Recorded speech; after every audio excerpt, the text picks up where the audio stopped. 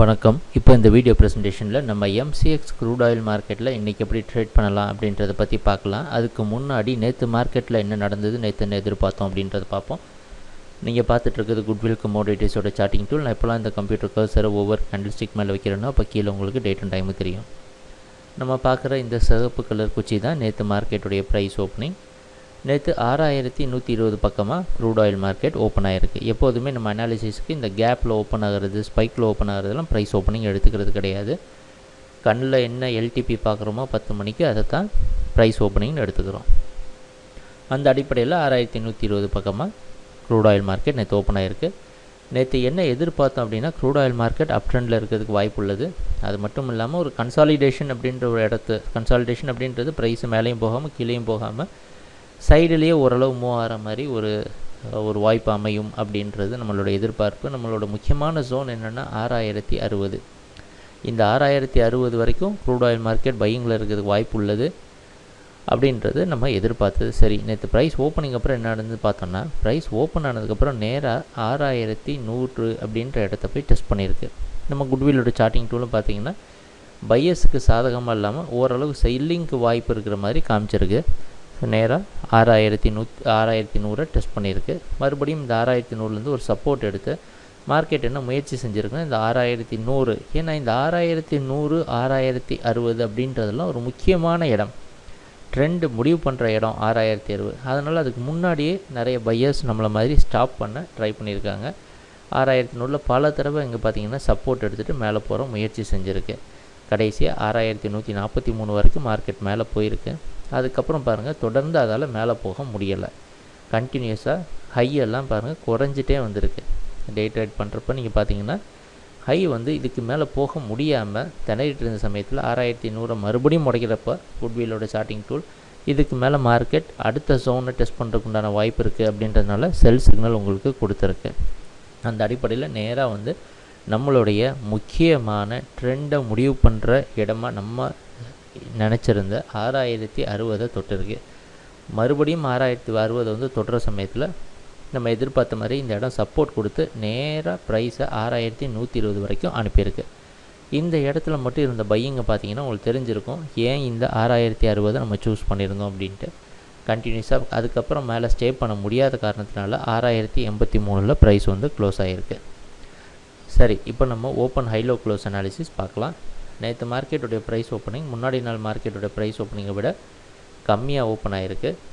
புதிய high create பண்ண முடியலை, புதிய லோ க்ரியேட் ஆகிருக்கு. அது மட்டும் இல்லாமல் ப்ரைஸ் க்ளோசிங் நேற்று மார்க்கெட்டுடைய ஓப்பனிங்கை விட அதுக்கு முன்னாடி நாள் மார்க்கெட்டோட ப்ரைஸ் க்ளோசிங்கை விட கீழே க்ளோஸ் ஆனது ஒரு பையர்ஸுக்கு நெகட்டிவான ஒரு நியூஸை. சரி, ஆனால் இதில் ஒரு நல்ல விஷயம் என்னென்னா 6060க்கு மேலே ப்ரைஸ் க்ளோஸ் ஆகிருக்கு.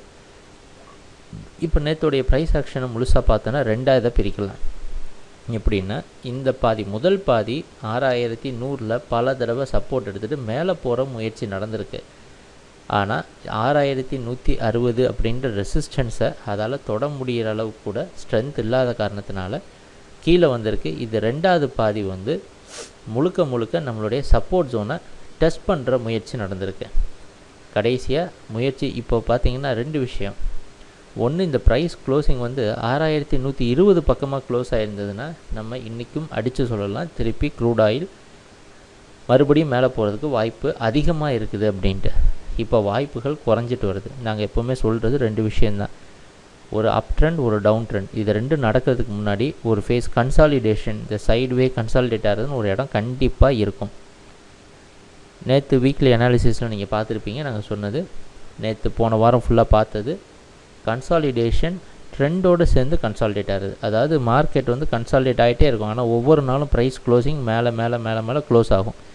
கன்சாலிடேஷனில் ரெண்டு வகை இருக்குது. ஒன்று கன்சாலிடேஷன் ட்ரெண்டில், இன்னொன்று கன்சாலிடேட் ஆகுது ட்ரெண்டை சோதிக்கிறதுக்காக கன்சாலிடேட் ஆகுது. இப்போ நடக்கிறது கன்சாலிடேஷன் ட்ரெண்டை டெஸ்ட் பண்ணுறதுக்கு. நேற்று ப்ரைஸில் பார்த்தீங்கன்னா பாதி வரைக்கும் பையிங்கில் இருந்த மாதிரியே இருந்தது. அடுத்த பாதி நம்மளோட முக்கியமான ஜோனு டெஸ்ட் பண்ணியிருக்கு. மறுபடியும் இன்றைக்கும் அதே முக்கியமான டெஸ்டிங் நடக்க போகுது.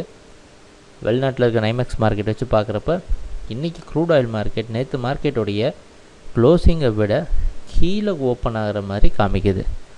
அது மறுபடியும் ஒரு நெகட்டிவான நியூஸ் நமக்கு. ஏன்னா நேராகவே 6060 டெஸ்ட் பண்ணுறதுக்கு உண்டான வாய்ப்போ அதில் செல்லிங் ப்ரெஷரோ அதுக்கு இருக்கும்.